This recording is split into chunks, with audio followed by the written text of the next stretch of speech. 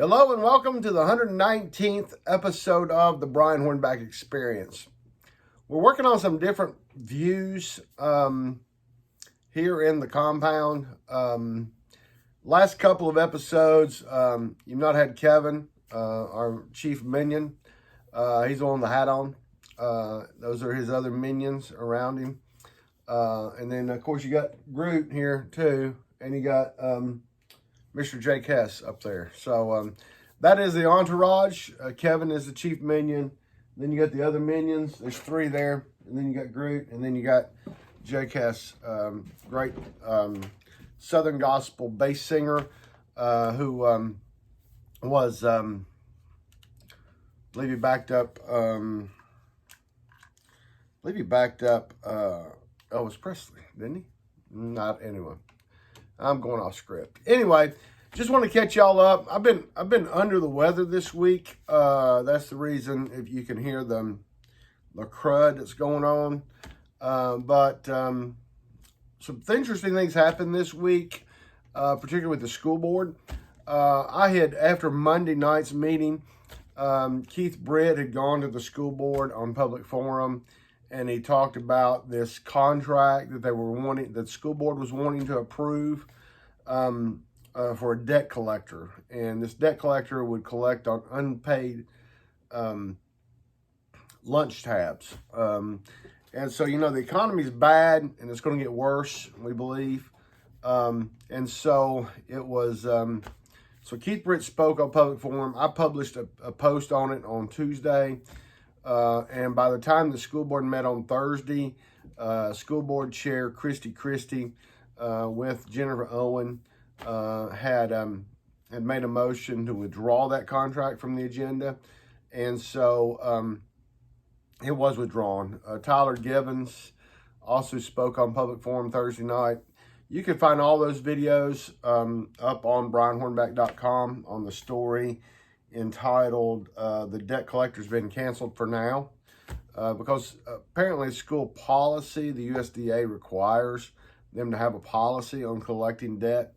But the last 2 years, the federal government has given a waiver that all kids would get free breakfast and lunch.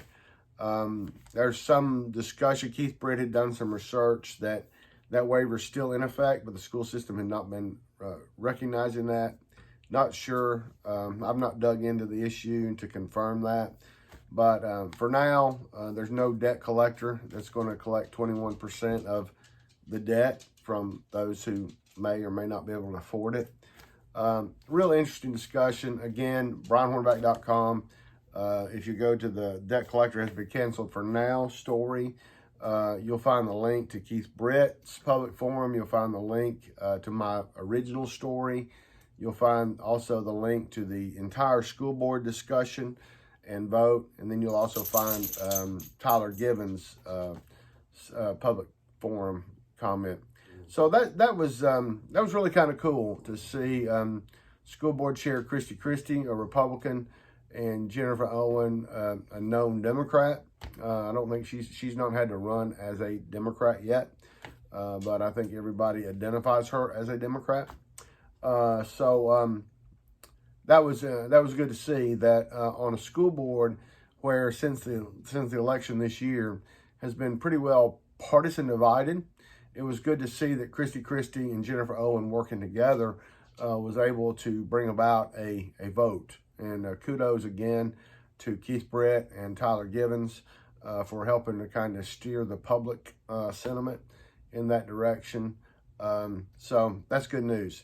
Also following up on school board, it appears, as you know, in November and into November, 1st of December, I blogged extensively about the property out off of McPhee Road that the Lame Duck County Commission and the Lame Duck School Board approved in the 1st of August of this year. They had never, although the contract was approved, the school board chair had signed the contract, the county mayor had signed the contract. There was the contract had never been officially executed, okay? So the school system lost $25,000 in earnest money. Apparently, they didn't do the survey that they were supposed to do, like in September. I have understanding that there was a survey company out there in December, and maybe an engineering firm, S&ME, was out there in December. So I may be digging into what we know about the total cost of that transaction, but that deal appears dead. And so I've been the lone wolf on that issue. I do believe that my efforts, along with those who have worked with me, has been instrumental in killing a bad deal, because not only were we paying an exorbitant amount of money for that property, but in the contract, we were going to build a road, okay? And so thankfully that road won't happen now, since that contract is going to be gone. Another online publication has put up a story where they talked to school board member Susan Horn and attorney Gary Dupler. The law department's kind of backpedaling on it, saying they didn't really like the deal. Well, guess what? You signed off on it. And they say there are no lawyers involved. If you go back and look at my follow-up story, you'll see that, in fact, the Scott brothers, Tim and Todd, do have an attorney, a well-known attorney in land issues. And so, you know, the bureaucrats are trying to save face. Okay, I mean, let's just face it. That's what they're trying to do, and that's okay. I mean, you know, it's $50,000 of our money that's going to be gone. But the good news is, yeah, it's $50,000, but we lost $50,000, and instead we haven't hung the taxpayers for a number of years with a school that was not easy to get to. There was an underpass, so the school buses couldn't go under it. It was on the other side of a train track where you have a switch where buses sometimes will sit for multiple hours waiting on the other train to pass. So it was just a bad land deal. It was a bad deal all the way around. You know, the county commissioners that approved it in August were asleep at the wheel. The school board members that approved it in August were asleep at the wheel. They voted on a land deal that involved building a county road. Although the school board member that represents the area was quoted in the Farragut Press as saying it was a driveway. It wasn't a driveway. It was an actual road built to Knox County standards, but then ultimately would have to be built to Farragut standards because the land's in the town of Farragut. So it's just a bad deal all the way around, lots and lots of money. So that deal has been killed, so to speak. They're looking for more land to locate that Southwest Elementary School. And so I hope they find something, and I'm sure they will. They don't have to have 30 acres to build a school on. But anyway, so that was a good deal for the taxpayers, and I'm glad to have played a part in that. But, you know, other than that, things are kind of trudging along. We still have the issue that we've been talking about for the last several months about the deputies out at McAllister's on Shawd Road, and Anaya Thompson, the surviving sister of Anthony Thompson, who was murdered in an Austin East high school bathroom by KPD. You also had a story this week of KPD taking a woman from the emergency room of Fort Sanders Hospital. I guess Fort Sanders had discharged her. The lady didn't want to leave. They called the POPO, the Knoxville Police Department. Knoxville Police Department came and got her. And en route to the Roger D. Wilson detention facility, the woman became unresponsive when she was taken, I guess, back to the hospital. Presumably not Fort Sanders, I would hope, but she passed away. She's gone. And so those KPD officers have been put on leave, as I guess is normal practice. Anyway, it's just, you know, all of that we need to find more information on that whole situation because we're on ultra sensitive alert because of the situation in Memphis with Tyree Nichols.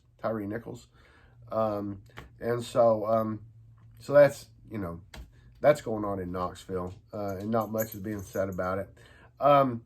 Also, the governor had his State of the State address. Lots of things. He just got reelected last year. He just got sworn back into office in January.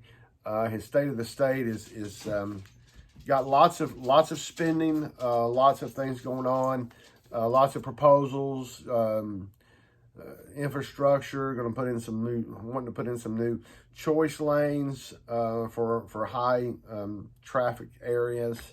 I'll have to dig into the budget to really give you an idea of what I think about it. They're going to grow, according to his State of the State. They're going to grow the